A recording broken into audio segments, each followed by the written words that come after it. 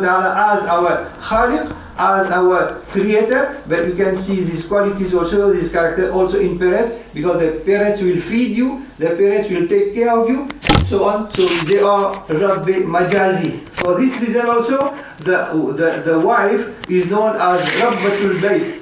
You know the word Rabbatul Bayt means the queen of the house. So household, as you say. So this is also a honor which Islam is giving to the wife as a woman. So Allah ta'budu illa iyyah wa bil walidaini ihsana. Okay. Then Allah Ta'ala goes more in detail on the same ayah. إما يبلغن عندك الكبر إما يبلغن عندك الكبر. If both of them they reach the third age, they become old, the father and the mother. إما أن يبلغن عندك الكبر أحدهما أو كلاهما. Either one of them, either the father or the mother, أو كلاهما, or both of them, they reach the third age, they become very old, 60 years, 70 years or 80 years old. At that age, what we as children, what we have to do towards these parents who are now very old, who are now very weak, and who are now, they need our help and they need our kindness. So Allah Ta'ala is giving an order. إما أن يبلغن عندك الكبر أحدهما أو كلاهما فلا تقل لهما أف. فلا تقل لهما أف. Don't say to them, don't address to them with the word uf. As you know, an-nahi lil haram. When Allah Ta'ala in the Quran say don't do this, this means it is haram to do it.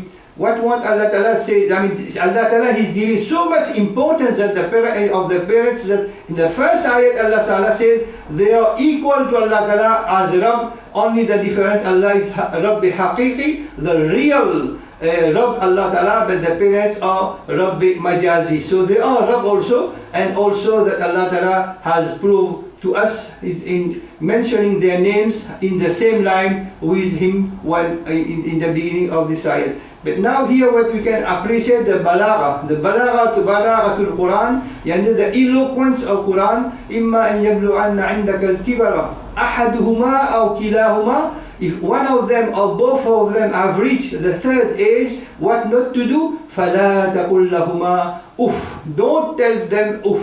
It's haram. I am just underline this word. It's haram for us as parents to tell uff to our parents, especially when they are old and very old, 60 years old, 70 years old or more. So, فَلَا تَقُلْ لَهُمَا أُفٍّ وَلَا تَنْهَرْهُمَا. Neither it is allowed for us to tell to them uff or to take them out from our house. Now the balaghatul Quran of the word uff. The word uff, if you open in the dictionary, either in English, in French, Arabic, Urdu, in any language in the world, in the dictionary, anywhere, any dictionary in any language, you will see that the word uff, O-U-F, has no meaning. It has no meaning. But it's only a word of exclamation. Uff. For example, someone has pain, he say it has no meaning, but it is used as a word of explanation. Or example, for the telephone, we say allo. Allo has no meaning, but in any part of the world, maybe a Chinese, an Afrikaans, in English, a French, anywhere in the world, when they will take the phone, they will say allo. But allo has no meaning, but all Indians, everyone of us, we say allo, and we know what we want to say by the word allo, which has exactly no meaning. So this is what we call balaghatul Quran, that the word uff has been used. And when your translation is made, so this word uff in the Quran, alif fe, فَلَا تَقُلْ لَهُمَا uff. In Arabic, you open the Quran in Arabic, the word uff is there. The translation in English, it will be uff also. You can't translate uff in other words. So either the translation be in English, in Urdu, in Japanese, in Afrikaans, in any word, in any language in the word will be same uff. This is the balaghatul Quran, that how, alhamdulillah, that a word which has no meaning, in any dictionary, the word uff has no meaning, even though it has no meaning, but it will be translated in the same and only word uff in any language. فَلَا تَقُلْ لَهُمَا أُفٍّ وَلَا تَنْهَرْهُمَا. Then Allah Ta'ala continues to say in the second ayat, إِمَّا أَنْ يَبْلُغَنَّ عِنْدَكَ الْكِبَرَ أَحَدُهُمَا أَوْ كِلَاهُمَا فَلَا تَقُلْ لَهُمَا أُفٍّ وَلَا تَنْهَرْهُمَا وَقُلْ لَهُمَا قَوْلًا كَرِيمًا. What is haram to do is to tell them uff. This also the Mufassirin said, not only the word uff, any word which can give taklif, which can hurt the heart of your parents is haram. Then by uff also, so for example, you are sitting at the looking at the TV or internet, or you are doing something, you are reading something, and your father or your mother, very old, in that room, and in the room next to your room in the house, he is sick, he needs water or anything, he is calling you and say oof, oof, like the dad is he is very old, he just annoys us, so leave him, we don't go. Just the fact that to say oof, or anyway oof, so it's haram, and we'll know why just in a few minutes.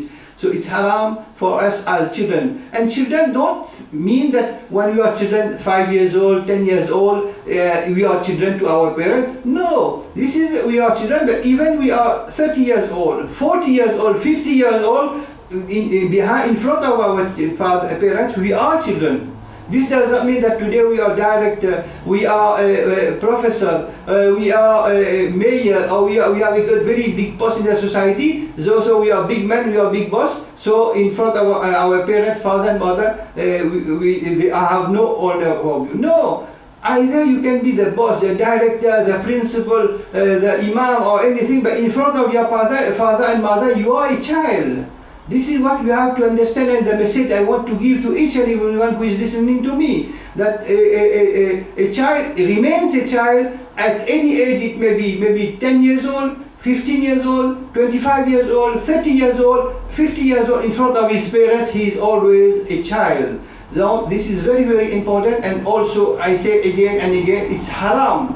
It's haram for a child to say oof or any word or any action which would hurt the heart of the parents. And it is said also that when we respect Kaaba Sharif, right? Why we respect the Kaaba, Baytullah? Because it is the house of Allah subhanahu wa ta'ala. But it is said that the heart of a Muslim is more precious than the Kaaba. The heart of a Muslim is more precious than the Kaaba. As we respect the Kaaba, we have to respect more the heart of any Muslim. Why? Because there is iman in the in the heart. وَزَيَّنَ وَحَبَّبَ إِلَيْكُمُ الْإِيمَانِ وَزَيَّنَهُ فِي قُلُوبِكُمْ. Allah Ta'ala has loved iman, and He has put the iman in your heart. So the receptacle which receives the iman is the heart. So just think that you say oof to your father and your mother. They will make sabr, they will not tell you anything. But the fact they have been hard, Allah Ta'ala will not leave you alone. One day or today you are going to become old, then Allah will take revenge upon you. Why? Because Allah Ta'ala in the first ayat says, وَقَضَى رَبُّكَ أَلَّا تَعْبُدُوا إِلَّا إِيَّاهُ وَبِالْوَالِدَيْنِ إِحْسَانًا. Allah Ta'ala says the parents are equal to me, they are also Rabb. So I tell you, don't tell them oof or don't make taklif to them, and you still go, then one day Allah Ta'ala, وَمَا تَشَاءُونَ إِلَّا أَن يَشَاءَ اللَّهُ رَبُّ الْعَالَمِينَ أَوْ فَعَالٌ لِمَا يُرِيدُ. When Allah hits, He hits very hard and very painful. So beware not to make any word, not to tell any word or make any action which can hurt the hearts of your father and mother. So in the contrary, what to do? First one is not to do, and not to say oof, and any word which has the same meaning, same sense of oof. وَقُلْ لَهُمَا قَوْلًا كَرِيمًا. But instead say قَوْلًا كَرِيمًا, words full of kindness, of sweetness. Why? We have to know that the parents, when they reach a certain age, 60 years old, 70 years old, they don't need your money. The 100,000 pounds telling you how in your bank account, they don't need this. You keep it, they can say you keep your money for you. I don't want your 10,000, 15,000, 100,000 pounds sterling in your bank account. I don't need from you. What I need from you is your kindness, your sweetness, the sweet word you can tell me. This the parents need, not something else.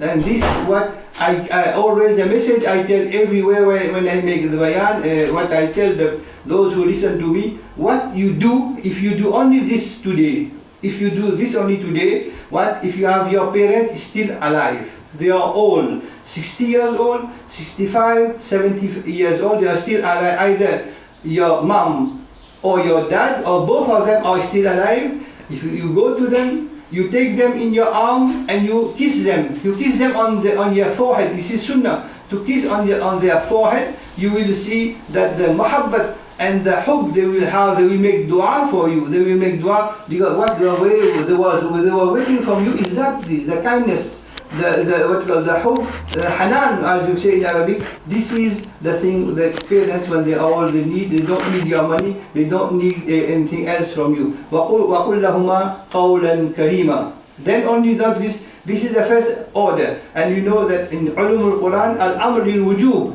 al-amr il-wujud, yani when Allah gives a command, this becomes farz. Exactly, an-nahi, the haram, when Allah said don't do, it's haram, and when Allah said do, it becomes wajib to do al-amr il-wujub. So it is wajib, qawlan kalima, to address to our parents with sweet words, and a very, very sweet one. This is the first one. وَقُلْ لَهُمَا قَوْلًا كَرِيمًا وَاخْفِضْ لَهُمَا جَنَاحَ الذُّلِّ مِنَ الرَّحْمَةِ وَاخْفِضْ لَهُمَا جَنَاحَ الذُّلِّ مِنَ الرَّحْمَةِ, yani extend to them your wings of rahmah. Just an image of a bird, like a hen or any bird. What you can say that an idea giving to you that, for example, you see any bird having a falcon, for example, very long what you call wings they have, and they cover their cheeks with their wings. For example, a hen or any other bird. So the same image Allah Ta'ala wants to say that you as parents, your children, you take your parents in your arms as if you are tendering your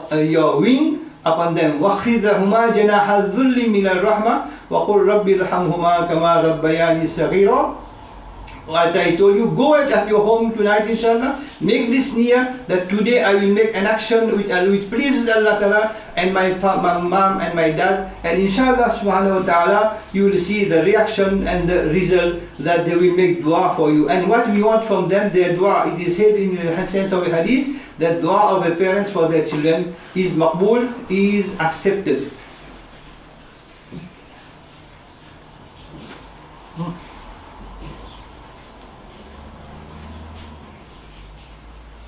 So, sisters, what I am continuing, وَخْفِضْ لَهُمَا جَنَاحَ الذُّلِّ مِنَ الرَّحْمَةِ وَقُلْ رَبِّ ارْحَمْهُمَا كَمَا رَبَّيَانِي صَغِيرًا. And third thing Allah Ta'ala is ordering to do, وَخْفِضْ لَهُمَا جَنَاحَ الذُّلِّ مِنَ الرَّحْمَةِ وَقُلْ رَبِّ ارْحَمْهُمَا كَمَا رَبَّيَانِي صَغِيرًا. This is the dua. This is the dua what you have to do and to make. Hey Allah, make rahmah, have pity upon my mom and my dad as He had pity on me when I was a child. Especially if they are alive, you make this dua. And it's more important if they have passed away, if they are in their grave, in their qabr, and they are waiting for our dua. This is important. It is farz. I say it is farz for each and every child among us. We are all children to our parents. If they are alive, we make this dua. Rabbi irhamhuma kama rabbayani saghira. Oh my Rabb, oh my Lord, have pity upon my father and mother as they had pity upon me when I was a baby. So if they have passed away, then all this is a must for our each and every farz salah to make this dua, because a dua of a child also will bring rahmah on his qabr or on her qabr, and what he is or she is waiting from us now. Once he is dead or once she is dead, is passed away, then what they want to wait for us, they don't wait for any money, any pound sterling, they wait for our dua. This Allah Ta'ala give us all tawfiq to make dua for our children and for our parents after their death, after each and every farz namaz. Rabbi irhamhuma kama rabbayani saghira. So in this, what I have read, I wanted now to give some more explanation. Why Allah subhanahu wa ta'ala has given so much importance to the mother and the father, especially to the mother, because I'm going to read a hadith in front of you in few minutes. Because Allah subhanahu wa ta'ala, as a creator, as a khair, He has decided that the woman, that the mother will carry the baby for 9 months, not the father. The father has no work to do. He has not to carry for 9 months. And 9 months also, you know, you mother, you sister, you know better than me what is the meaning of pregnancy. To be pregnant, what is the pain? What is all the kinds of pain the mother bears during 9 months. Okay. And after delivery also, more than when the baby is sick. At night time, she will pass all the nights not sleeping, because she wants the rahat, she wants the ease of her child, son or daughter. She will not sleep. And any time the baby is crying, she will feel that she herself is having a pain. So this is what the mother has with the father. Don't take care of this. Some fathers don't even have any care of the baby. The baby is born, it's okay. The mother will wake up at night. The father will just go sleep, carry on with sleeping, and only the mother will take care of the baby. Not only this, when the baby is sick, the mother will take the baby to the doctor and will buy the medicine from the pharmacy and will give dawa to him or to her. All these responsibilities lay on the shoulders of the mother, and the father don't take care of this. He does not assume any responsibility as father. For this particular reason, Nabi Karim Sallallahu Alaihi Wasallam said, Al-Jannatu tahta aqdam ummahatikum. One question before I give you the translation of this hadith. I would like to ask you, where is the Jannah? Where is the paradise? So each and every one will say, the answer is logical and normal, that paradise is in the seventh sky or more than this. This is the answer which each every one will give. But let Nabi Karim Sallallahu speak about it, and he gives us a description of where is the Jannah. And Nabi Karim Sallallahu, we should know, he did not give anything, he will not say anything by himself. And if it pleases him, he will say, otherwise he will not say. No, it is a must for him to say exactly what Allah Ta'ala asked him to say. For this reason, Allah Ta'ala says in the Quran, Bismillahirrahmanirrahim, وَمَا يَنْتِقُ عَنِ الْهَوَىٰ وَمَا يَنْتِقُ عَنِ الْهَوَىٰ. He does not, the Prophet does not speak as a pleasure, just as a pleasure to talk. But when he talks, it's something from Allah subhanahu wa ta'ala. It's shari'at. Any word Nabi Karim is saying is a shari'at, because he is a prophet. He is not a normal person, but he has a very heavy responsibility in front of Allah and in front of his ummah. وَمَا يَنْتِقُ عَنِ الْهَوَىٰ إِنْ هُوَ إِلَّا وَحْيٌ يُوحَىٰ. But what the Nabi Karim is saying is a wahi, is a revelation. And each and every hadith, each and every call, each and every word from Nabi Karim is not a word, a simple word which has no meaning, but it is hadith, is a wahi, is a revelation. And when you know that there are two kinds or two types of revelation or two types of wahi. One is wahi matlu, and one is wahi ghair matlu. What is the difference? Wahi matlu means which is read. So wahi matlu is Quran. Quran is read in Salah, Surah Al-Fatiha and other surah after Surah Al-Fatiha. Those we make qiraat, lecture of Quran in the Salah. For this reason, Quran is known as wahi matlu, revelation which is read in the Salah. Whereas hadith also is what I told you, a wahi, revelation, but it is a wahi ghair matlu, a wahi which is not read, which is not allowed to be read in Salah. We can't, for example, say Allahu Akbar, start Salah, then say عن أبي هريرة رضي الله تعالى قال رسول الله صلى الله عليه وسلم إنما الأعمال بالنيات. This is hadith, but you can't read the hadith in the Salah. The Salah will not be accepted. So I want to tell you that there is wahi matlu, tilawatul Quran, but wahi ghair matlu is hadith. We can't read it in our Salah. What I want to prove to you, that which and every word of Nabi Karim Sallallahu is a wahi, and it comes from Allah subhanahu wa ta'ala. So now I give you answer to the question, where is Jannah? Where is Jannah? Nabi Karim Sallallahu is saying this hadith, Al-Jannatu, Jannah, tahta, under, aqdam, feet, ummahatikum, of your mothers. I give you the complete translation, that the Jannah is under the feet of your mothers. Alhamdulillah.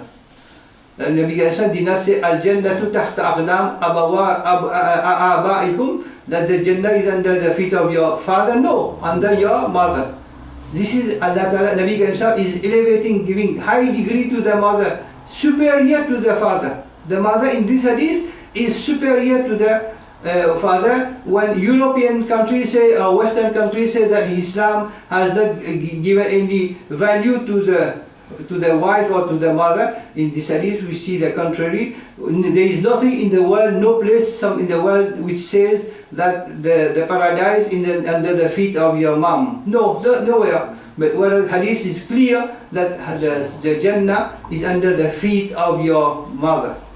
This is, Alhamdulillah, a very important hadith, giving a full honor, izzat to the mother, because she is the one who has been bearing the baby for 9 months, and after the delivery also, how many nights she has been spent not really sleeping, but near to the baby, and feeding him and giving him medicine and so on. So for this reason, Allah Ta'ala also has rewarded him, and also as Allah Ta'ala has given him full honor in saying that Al-Jannatu tahta aqdam ummahatikum.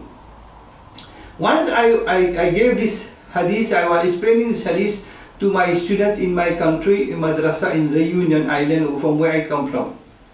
So when I read the hadith, I gave the translation, but I did not give the sharah. Sharah means the explanation. There is the word tafsir, explanation of the Quran, but for hadith we don't say tafsir hadith, but we say sharah al hadith, yani the sharah, explanation of the hadith.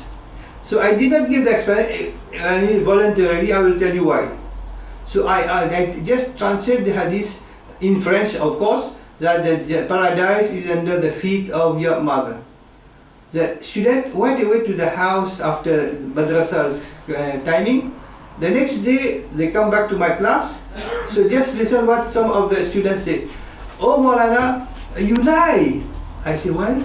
So you lie, you say that Jannah is under the feet of our mother. I went